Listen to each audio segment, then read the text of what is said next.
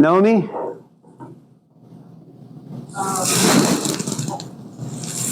Question, but I don't know if it relates to. Oh, it doesn't matter.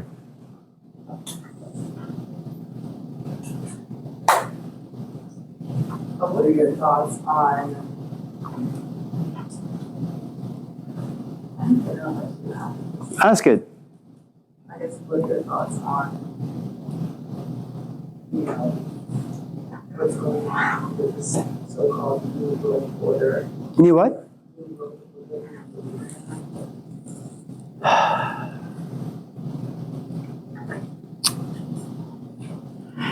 Or is that just, Ronald Reagan had a buddy in the White House. His name was Brzezinski.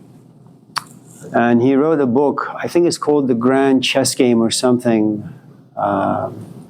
And then Dick Cheney with a few other people, began to read that book, and then they wrote their play about the New World Order.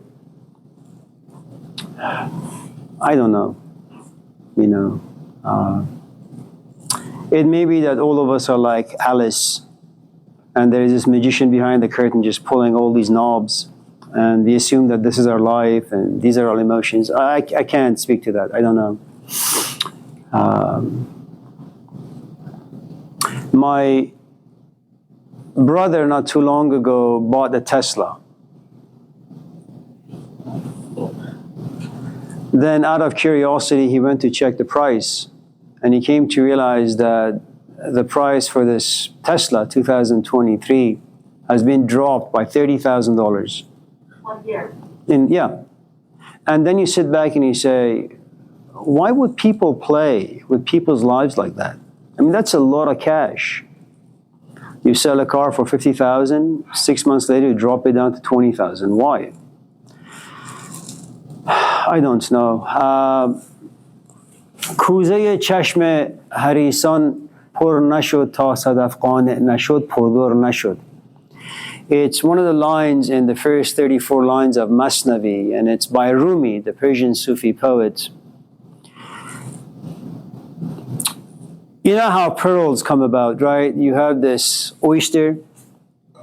It's either a grain of sand, maybe a bubble, maybe a drop of water. I don't really know how it works. But whatever goes inside the belly of this oyster, the mouth shuts, and the oyster assumes that a virus has entered into it and has the potential to destroy the life of the oyster. And so it begins to create this chemical within.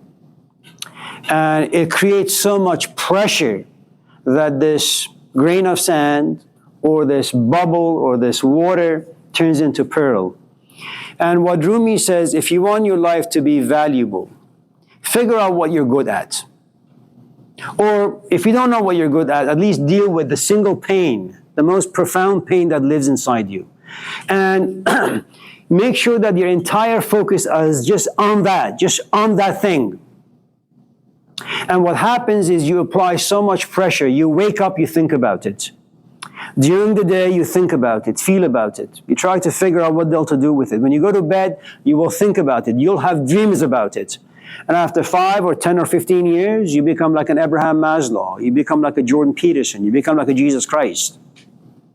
And the point is, the world is complicated. I have no idea who's in charge of anything. To what string I'm attached to, how I'm being used as a puppet. To the best of my ability, all I can do is figure out what I'm relatively good at. Just focus on that. If my death is untimely, fine. What can I do? If my wife leaves me, okay. If my kids turn out, awful and rotten and end up in Folsom Prison, I hope they meet a Johnny Cash there somewhere. There is only so much I can do and so much over which I have control. I don't know if Dick Cheney is behind you coming to this class. All I know is that you're in this class.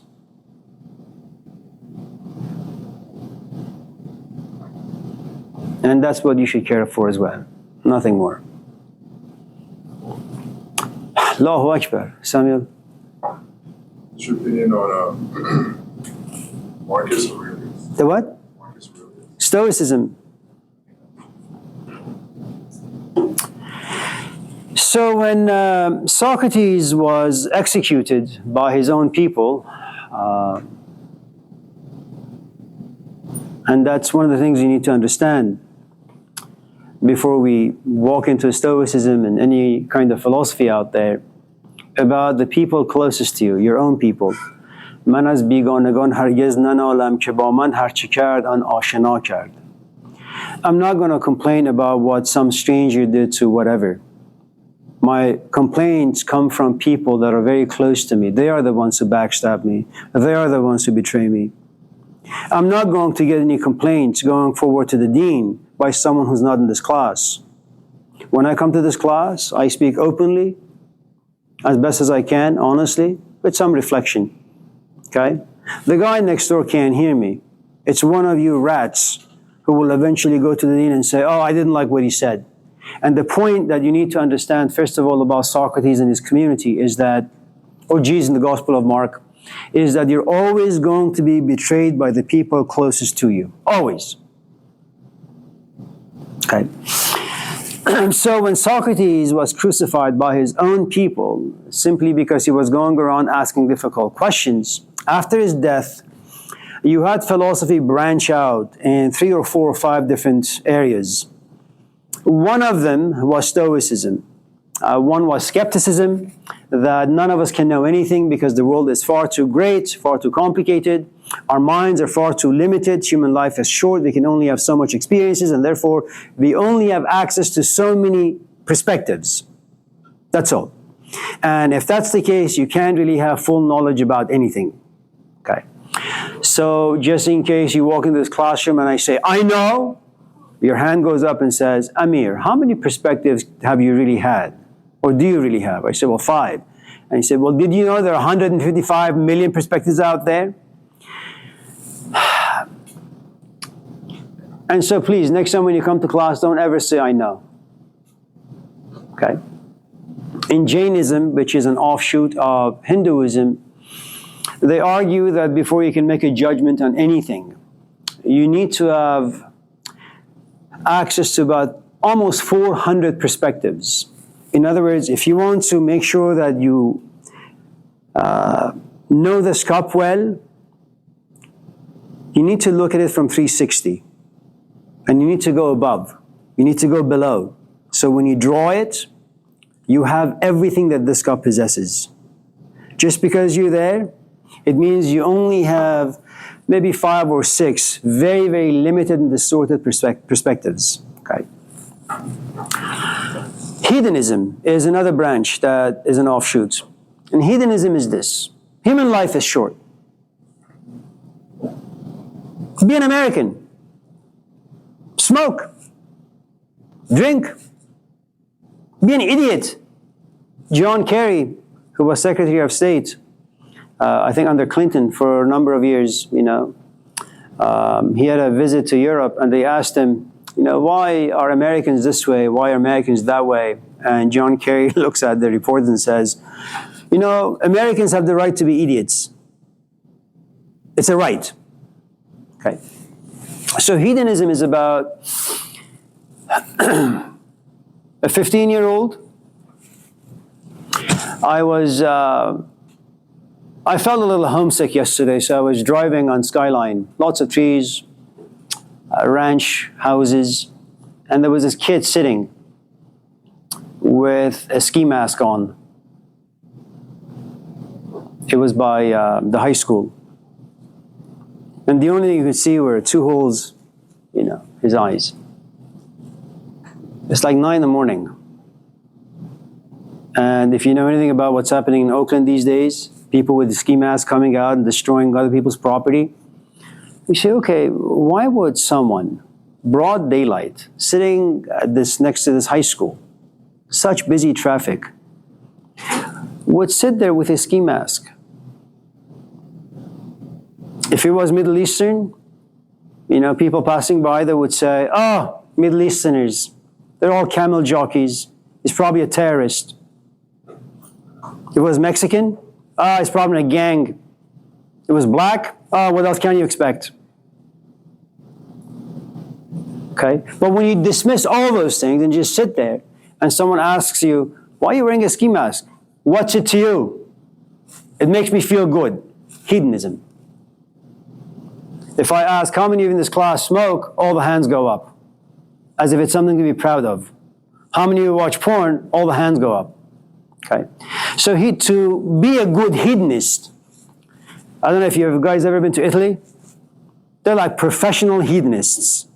Despite all these churches being around, they just don't care. Okay. But to be a hedonist the way we are, you need a culture that has gotten rid of shame and guilt and remorse and repentance. Because you can't just say, I want to have fun, if you have shame inside you. Shame is your value system. It'll tell you what fun can you have and what sort of funs you can't have. Okay. Stoicism is an awful, awful, awful, awful philosophy of life.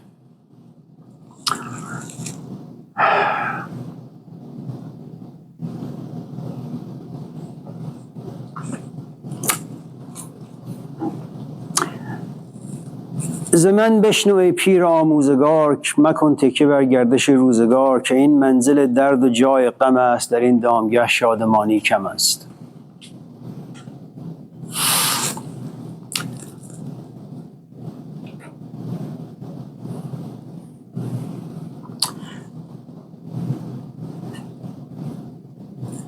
Let's go back in time and talk about this ridiculous fellow named Siddhartha, later to be known as the Buddha. One of the most incompetent of human teachers. He's just a ridiculous man. Great teachings, but part of it is temperamental, okay? But he's an awful human being, and let me tell you why. 3,000 years ago, people are married. They do the best they can to survive the relationship. People have children. They do the best they can to send their kids to good school, protect them, get them married, and have grandkids. They do the best they can, despite the fact that they have to wake up at 3 in the morning to go to Home Depot. They come back home as a decent human being. They're not abusive. They're not loud and obnoxious. The Buddha. And many of us in this class, we get old with dignity. And hopefully we'll die with dignity. Consider the Buddha. He goes out and sees an old person. He says, oh, I don't want to get old. Okay. He goes out and sees a sick person. Oh, I don't want to get sick. He goes out and sees someone who's dead. Oh, I don't want to die. Is there any way I can overcome all of this? And he creates this ridiculous philosophy. You're not your body. So just in case you look yourself in the mirror and you look like shit, that's not really you. Just in case your body falls ill, well, you're a soul. You're an entity that has no body, no mind, no emotions. You're beyond all of that. It's called escapism. Stoicism is that what exactly have we power over? What exactly in our life can be controlled? Nothing. You can't control me. You can't control your boss. You can't control when you're driving on the highway, is the guy next to you going to crash into you or not. You can't even control when life is going to come and when death is going to come. You have power over nothing. Now, all along, you're going to assume that you have power. You go to school in hopes that you'll graduate, you'll get to Yale, you'll get a job, you'll never experience discontent, misery, unhappiness. And you create expectations. And when the expectations don't pan out, you're going to flip out. It's like, say, I signed up for a philosophy class because I want to know who Spinoza is. And I'm not getting it in this class. You suck. And Marcus Aurelius comes up, along with other Stoics, that, listen, the only thing you have power over are your emotions. How you want to see them, how you want to feel them, how you want to express them. The way you see and express them, is that going to be beneficial to you? And there is another thing about emotions you need to understand. Emotions are like seasons. They come and they go. Just watch them go. Watch them come. Enjoy them. Watch them like the way you watch a movie. And lo and behold, after 2-3 hours, they'll just go. Okay, so your father did A, B, C, D. Fine. Why would you want to freeze that emotion inside you and always remember it? As if it's always going to be winter or summer. Allow the emotion to pass. Don't care. Now, who's Marcus Aurelius? A goddamn emperor. With power. Well, you got power? I got power? You got money in your pocket? When was the last time someone called you a king?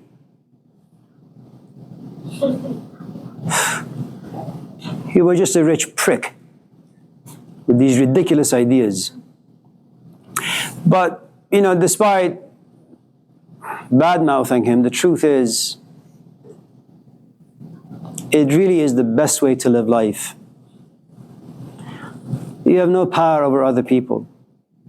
And you have no power over what life is going to deliver to you. The best you can do is whenever life delivers an event and you have a negative experience, don't fall victim to it. Be a student. Take notes. Learn from it. And try, if you can, not to repeat it. There isn't much else you can do. Like, I have a couple of people whose hands are up. Okay. You asked questions in the past 1,000,000 times. And you got answers 1,000,000 times. And your hand still goes up. For what? Questions come, answers come, questions go, answers go. Nothing really matters. And that is the message of Stoicism. Nothing matters except the way you deal with things. And the best way to deal with things? Be detached.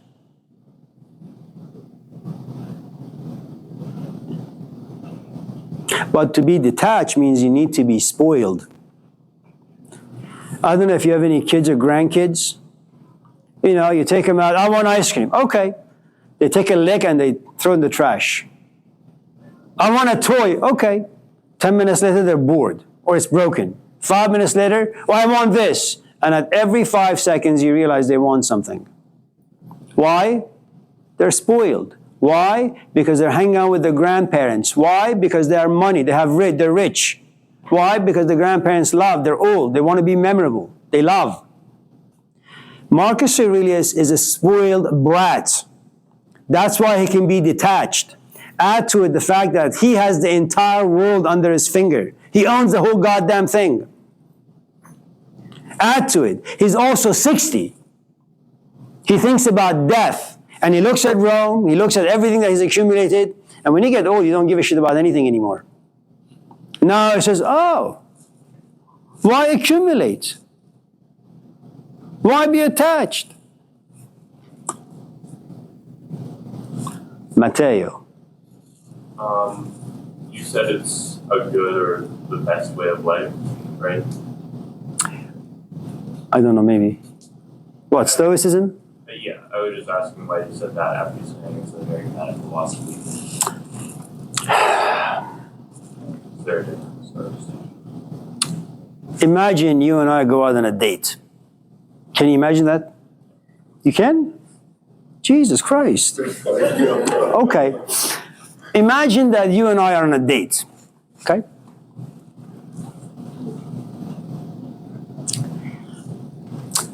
And our relationship has blossomed.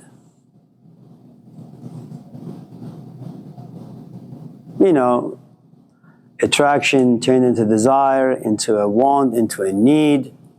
Now, at some point you look at me and you say, Amir, I love you. And I look at you and you say, Matteo, I like you very, very, very, very much. I say, yeah, I love you too. The first thing you need to understand is our relationship is not equal. No relationship, two people in it, is ever equal. One person always loves more. One person always cares less. And it's not about Trump. It's not about God. It's just the injustice of life. That's how things are. And just in case you both love each other equally, it's only the first 3 weeks of the relationship. It's always unequal. You are 20. I'm 60. At a certain point, I say, Matteo, listen, I want to go back home. I don't belong to America. I need to go back to Iran. Have you ever seen the movie Yes? Not with Jim Carrey. You guys should see it. It's some guy from like Lebanon or Palestine who runs into a woman who's married, but she hates her husband. Anyways, it's a good movie. So there is a scene in the parking lot where he looks at this woman and says, I have remembered who I am. I am from this land that grows olive trees. It's a land that is ancient, that there is an old man filled with wisdom who's told me that this is not your country. So I tell you, I want to go back home. And you say, well, maybe I should come with you too. You say, Matteo, you're 20. Find someone here.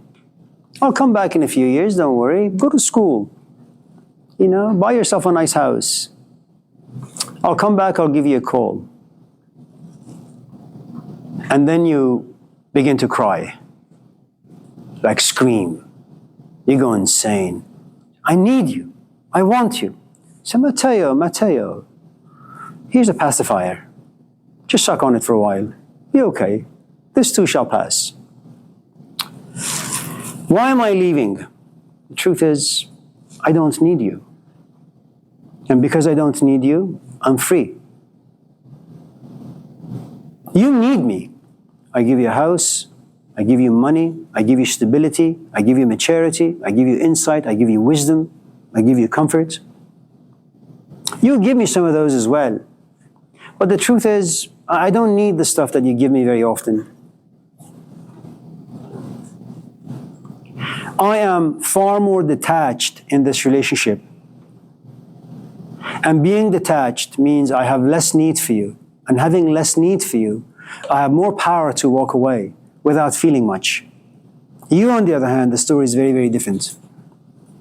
Band boksal bash azade pesar, chand bashi to asir simuzar. That all of us have these chains around our legs, our necks, our feet. You want an A, that's a chain. You want your girlfriend to like you, that's another chain. You want your boss to like you. You're ambitious for this, you're ambitious for that. And every thing that you need, there is a good amount of expectation. And you have to be a political animal. And in the business of becoming political, you just lose yourself.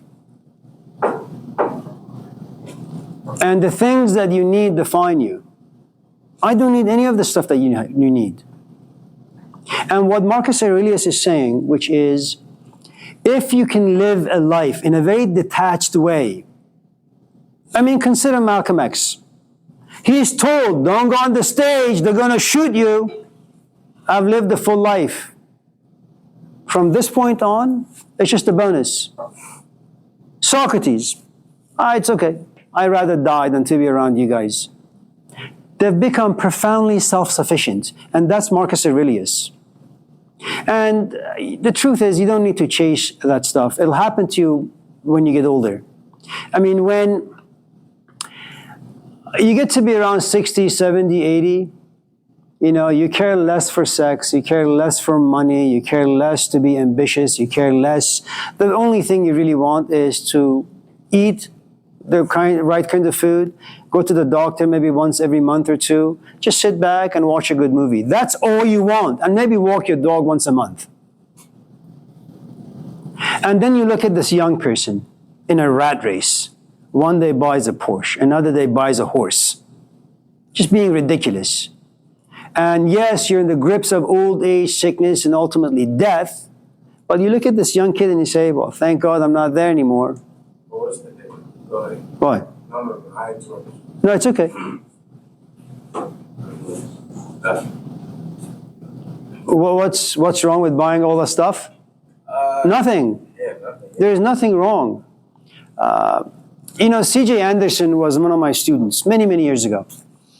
And the first thing I told him, because he came from a relatively difficult background, I said, listen, don't be like your friends. Don't waste your money on booze and drugs and sex and all that stuff. The first thing you need to do is buy yourself a nice house. And then buy your mom a nice house. There is nothing wrong with you wanting to go and buy stupid things. Okay?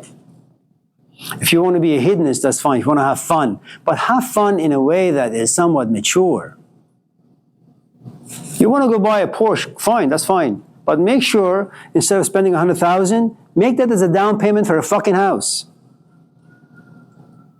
So your rent doesn't go up every goddamn month.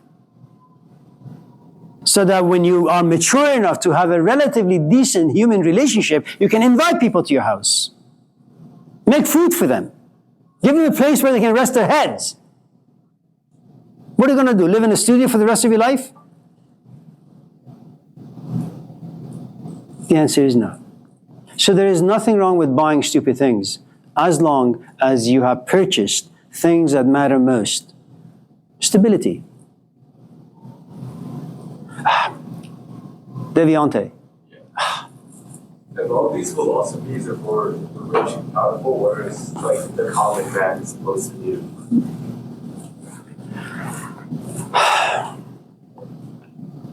I don't know if the story is true that when the Buddha discovered, to some extent, certain aspects, certain truths about life, he told the people closest to him that don't ever speak about these truths to anyone. Hide the teachings so that no one can be exposed to them. Jesus did not demand very much from the common person. From his disciples in the Gospel of Mark, he did, but not from people like you and I. I think what you have these days is we're being exposed to things we're not ready for. Philosophy is no different than your 5-year-old playing video games and all of a sudden these two characters, animated characters, are like kissing. Well, a 5-year-old is not ready for that, especially not in this culture where everything is sexualized. It's there, they're exposed to, but what the hell do you do with this exposure? Because it's like the Garden of Eden story. You keep telling your kid, don't smoke, don't smoke, don't smoke, and then you go out there in society and a 10-year-old is smoking. Well, kids want to experiment. It's their right. That's what they do. That's how they're wired. And so, they'll steal some money from your wallet, go out there, find Jackie, get a joint, and they begin to smoke. When they're 15, they're addicted. And philosophy is very much the same way. I don't really think it's made for the masses because it can create some serious disruptions in your life.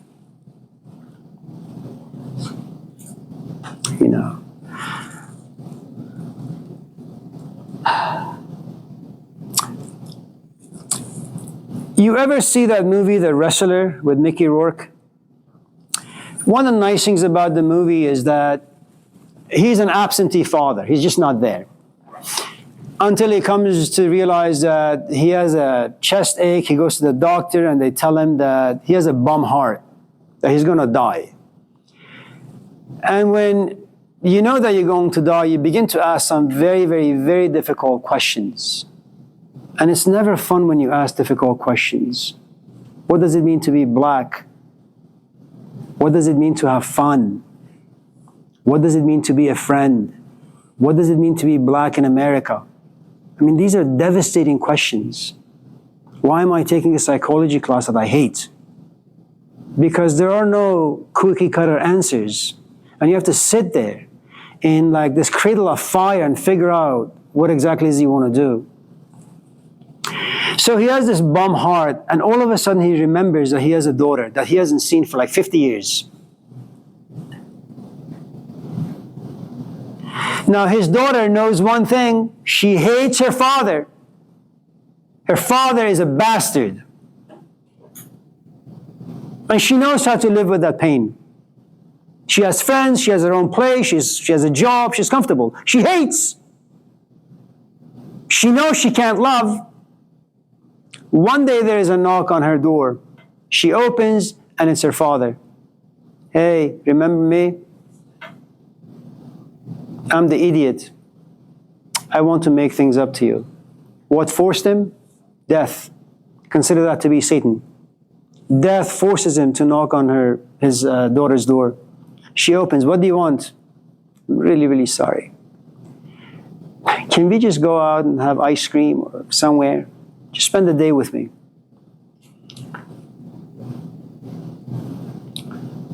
She bangs the door shut, thinks about, what he had asked, calls him. Fine. But don't think that I'm going to do this all the time. Last time, this is it. They go out and she has a great time.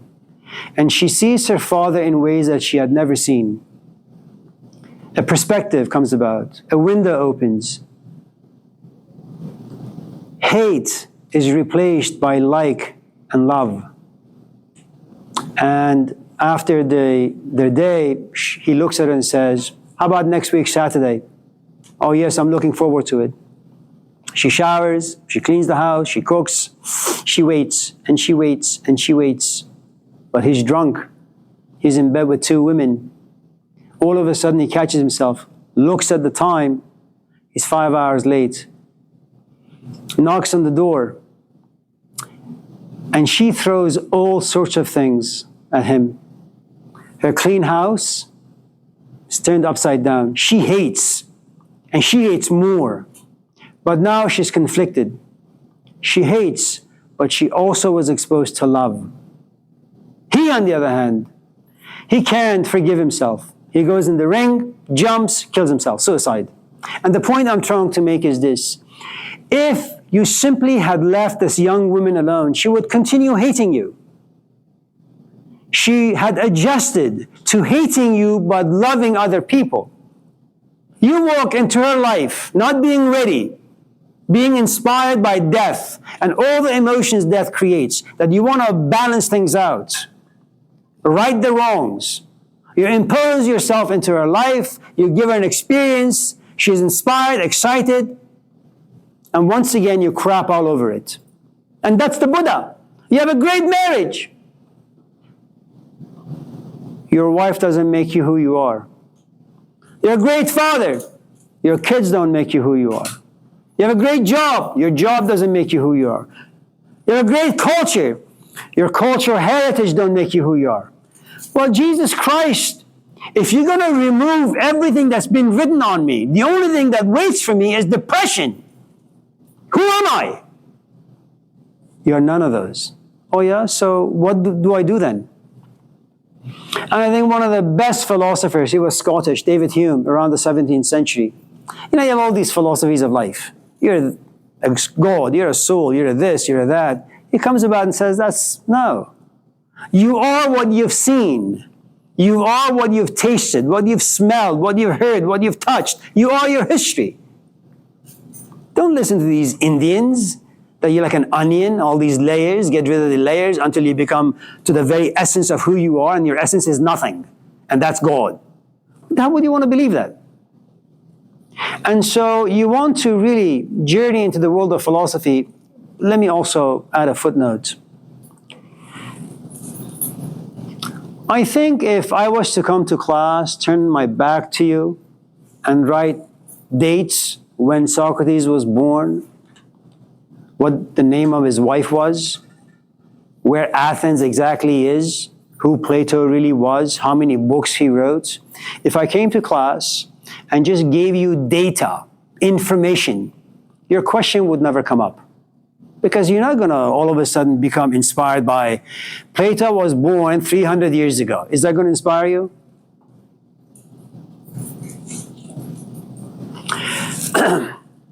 I think the problem with people like Socrates, like Marcus Aurelius, like Jesus, like Moses, like Muhammad, like Malcolm, Martin, the rest of them, they are poison to human life because they have the power to inspire.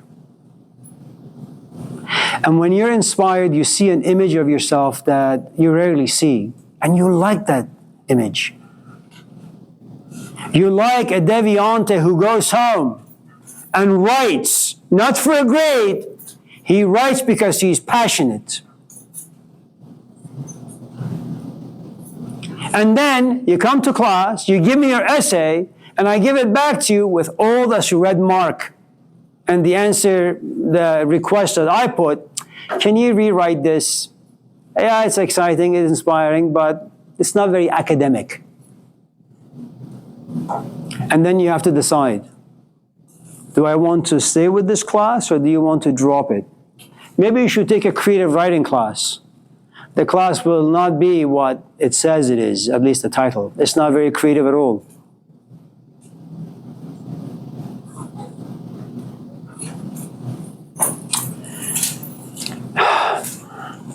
I apologize for having taken too much of your time. It's good to see all of you. Take good care. Enjoy your parents and your friends and this, that. Sir? I was late. Yeah, you're fine. I know this is a standard question, but and I ask it to understand, not to argue. But if Marcus Aurelius had this thought or these beliefs because he was rich and spoiled, which I tend to think that privilege allows. Thank you. This thought. How is Epictetus also? Thank you. You know, he was a slave, right? Yes. And he was also Yes. sort of. I wanted to. No, it's true. And If you can have the temperament of Epictetus, where you look at your owner as he's twisting your arm, and you simply say to him, you know, if you twist it some more, it's just going to break. Most of us will just fight and scream. That wasn't Marcus Aurelius. If you can be like that, Stoicism is great for you. okay. Yeah, I don't have that capacity. Yeah. But they have some very, very inspiring ideas, as all philosophies of life do. And little by little, you can kind of bring them into your life. And like anything else, you know, you begin as a novice, and then you just become better and better and better as time goes on. Yeah. It's interesting. I've been thinking lately that Buddhism, Irinia, bye. we're seeing the parallels between Buddhism and Stoicism, just like Yeah. Stoicism is Western Buddhism. Anyways, thank you for your Thank you. Do I have to You're fine. attendance? No, you're good. I was just asking if I was to pass the class if I do the rest of the work. Yeah, if you do the work. If I do the work, even though I haven't done like the past like 3. Well, you have an assignment that's due this Sunday. Okay. How long do I have to do it? Like a whole page or? Well, just go and look at the assignment, look at the requirements, Okay. and then if you have any questions, email me. Okay. Okay. Yeah. Thank you. You too. Emerson. My question was also about Aurelius, and kind of about what we talked about today, about kind of the philosophies of people who are kind of facing